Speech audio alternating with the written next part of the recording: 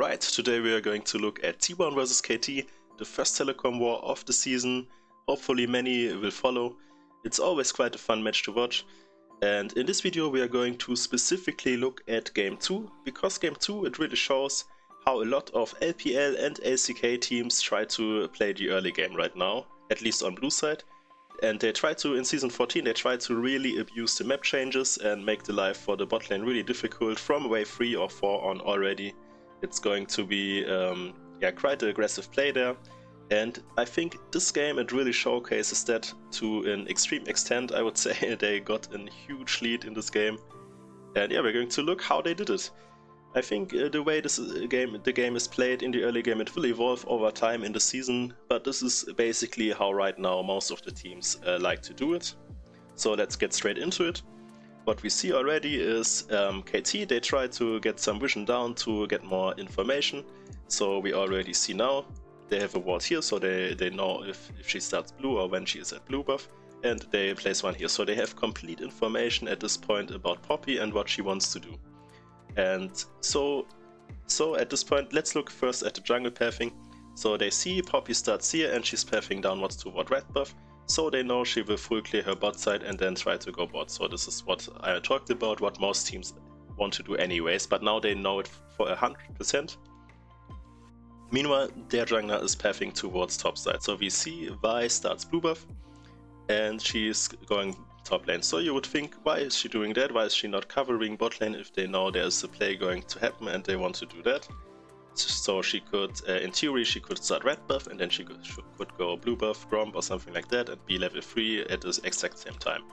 Well, the reason is, if we look at the team comps right now, we see who is going to actually carry the game for KT if they want to win this game. So we can look at Xayah and Akali, and they will have an extremely hard time this game. They have to play against, so Xayah has to play against Corki and Jinx, who will massively outrange her. And then Akali has to play versus Poppy, which is just a nightmare for her, and versus Tahm Kench as well. So these both, they won't carry the game. So what they are trying to do is they want to play for their top side, which is Gwen. And Gwen is basically the only hope in this draft to kind of win them the game. So Vi is pathing towards top side or full clearing towards top side, which leaves their bot lane quite vulnerable. So the problem starts quite early. They have all the information right now what Poppy is going to do, so they can play accordingly to that. And yeah, the problem is happening right now, and KT, they go really aggressive. Rakan E start also, I think, not optimal. They use Ghost and they go really aggressive, and apparently they want to go for this trade. It's a bad trade anyways. They lose more than T1, but even so, it's just the incorrect decision either way, because they know they are under a lot of threat from the Poppy, so they want to preserve their HP and they want to play around their HP and the XP to get as much as possible while getting pushed in, so they can't get dove. Because they know Vi is not going to be there at this timer. But yeah, they do the exact opposite. They go for an aggressive trade, and T1 does it extremely well. Of course, they trade heavily back. They use all of their sums as well, all of their combat sums, let's say. They use Ignite, which I think is really smart, to get even more HP out of them. So I think this is already a big mistake by KT, by Beryl and Deft, and now they are in a really difficult position, because now they are low, and they know Poppy is coming. They had a vision here, so they saw her pathing towards bot lane. And now it's already really not the situation you want to be in, and they kind of have to try and preserve the situation. But they keep trading, and this is just not what you want to do when you are on weak side. Now they start to get zoned out of XP, and it's just a disaster. So already not a good start for KT, but well done by the T1 bot lane. They respond accordingly and punish it really quickly. Now we see that Beryl is going to ward a Tribrush, because of course he knows the pathing of Poppy, so he knows at 230 he's going to be bot, so he kind of wants to cover for that. So right now Poppy is basically visible the whole time. Meanwhile, Vi is still pathing towards top. The problem now lies that they already lost so much HP, so this one doesn't even matter that much anymore. And yeah, let's look at this for a moment. Really good by Carrier. He's standing on the complete edge of the bush, really looking to go for an all-in as soon as they go there. And this trade, it doesn't even have to go extremely favorable for them, they just want to chunk them out a bit more. Because Poppy is moving around now, around the ward, which is kind of predictable to be honest. And now what is KT going to do at this point? So after the level 1, which they already misplayed massively, they should try to kind of play the situation out in a way where they kind of save it a bit, but they don't do this at all. And now Beryl is still level 1, which is a complete disaster for them. So he has E-start level 1, he can't even W or anything like that. He should probably start Q to play for HP even more. And now we see Vi is pathing towards bot again. And this is just not good, because now what do you do as Vi? Okay, so if you think you have to your bot lane plays like this, you have to be cohesive about this as a team. If you want to play like this with your bot lane, then Vi should start red buff and path towards bot. Or if you see, okay, your bot lane misplayed a lot, what you're going to do is then, okay, maybe I can adapt to the situation, I clear all my bot side jungle and then cover for them. So these are possibilities if you want to do this. But I think this is already not really good. This is already losing for KT, because they just respond to what T1 is doing and towards T1's win condition. And of course they want to play for their top side. Kisando already somewhat low, and they would try, if Poppy does something like that, they would try to invade their jungle, get camps there, threaten a dive there, and then kind of get an advantage like this. But they don't do this at all, and now the situation is just really terrible. Because now he was at his Raptors camps and now he's going back there, which is way too late, and it's really difficult to actually get there in time. So a really winning position for T1, and they go straight into it. Vi is not inside. It was really predictable for KT, but their bot lane played the situation not well, and T1 played completely according to their game plan. So well done by T1. And now we have a big problem for KT. Now we have a big problem. We see Vi is going back again because she wants to do actually something positive for her team. But the problem is, Rakan, he's still level 1. He's still level 1.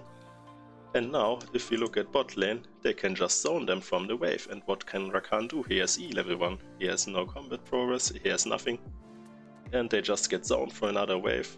They lose so much out of this, already over 20 CS behind, a massively amount of XP behind. And Vi is again trying to like salvage the situation, but it's not happening like that. So what we see now, this is also really impressive, to be honest, by Faker. So the only way to now solve the situation, because KT decided to play like this, is Akali has to TP bot and get a number advantage there. So they have a 4v3 and then kind of push them out like this. But Faker, he anticipates that Akali is going to do exactly that, and he already TPs here earlier.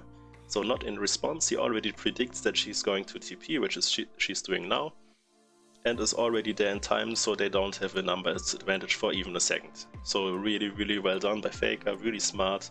I think not a lot of players would do this. And now they are out and they have a massive 1k gold lead already, just from the spot lane situation. So yeah, fantastically well done. Fantastically done by T1, but also a massive blunder by KT. If you are weak side, you have to play according to this, and not as aggressive the way they played. And yeah, now what we see now, we can go back for a moment. Of course, Owner, he saw when they placed the ward here, which was around 2:30, which is always the time where the jungler, when he does 3 camps, is going to be bot. So now he knows 90 seconds later the ward is going to be gone. So he just comes around again and makes the situation even worse for them, and they get zoned again from XP. And it's just not going to be better. And while all of this is happening, no camps top were cleared, so Vi didn't even get an advantage somewhere else on the map, because she's always trying to cover for her bot lane, and they are not doing anything about top lane. So nothing about their win condition, and nothing to get in a good position for themselves. And this is really, it's only possible this season because of this bush. This bush is so overpowered for blue side, it's really also you have one here, so it's so easy to access. It's really difficult for bot lanes on red side to play at this point. Really difficult. So what's going to happen now? So now what's interesting, we see Vi stays on the map, she doesn't recall, and Owner record. This is really big, because Owner, because he got the kill, he already has Barmy Cinder, and Vi kind of does the greedy thing. He thinks, oh my god, I lost so much from all of this, so now I have to kind of get something back. So he tries to full clear without even basing to get some time back, which I think is really greedy from him. I can understand it from a jungle perspective, but what he does now and what Owner understands, of course, or we can actually let the video go a bit, what Owner understands, I'm much stronger now. So Poppy, she's much stronger now, even if Vi is level 4 and he's level 3. He has a full complete, or like a Barmy Cinder completed, which is a big power spike for him. And also when we look at the matchup, Poppy W is really strong versus Vi. So he wins the 1v1 now, and he of course knows all of topside is up because Vi was just responding bot lane all the time. So now, yeah, well, now we see first of all like a bit of a chunk on Akali, which is just free because BDD is completely unaware of what's going on. Yeah, but now this is what he would have done anyways, which is he's going to invade his Raptors. Now this is something Owner is really good at. He really understands this kind of concept, and he just fist fights him to the death. Because he has an item advantage, he's going to win. Really well done, really well done. Now this this should not really happen. So I don't know, we couldn't see what's happening top. Gwen should never die 1v1, so this is quite criminal. But when we see this, we also have to think, okay, KT, what was their thought about this draft? Because this draft, as I said earlier, Akali can play into Poppy and Tahm, and Xayah gets completely outranged by Corki and Jinx. So all the responsibility is on your rookie top laner against Zeus, who is probably the best top in the world right now. And then you don't even correctly play for him because your bot lane messes up level 1. So yeah, I think even in 1v1 he shouldn't die. He shouldn't die 1v1. But yeah, he dies and he loses like a full wave. So this is complete disaster. And now the game is basically after like 5 minutes, it's kind of done for KT. They don't have anything to play for. They are massively behind bot lane, about 30 CS. All from this early game, and it's not starting to look better. And now their last win condition, which was the Gwen, they didn't play for. So yeah, I think this is about it. Quite a nice series from T1, and yeah, this game we could really see they were out for vengeance after losing the first game. Really well done early game, and KT, like 1 or 2 little blunders, already punished instantly. If you enjoyed this video, feel free to like, subscribe, whatever you feel like. Maybe leave a comment, and I'll see you on the next one.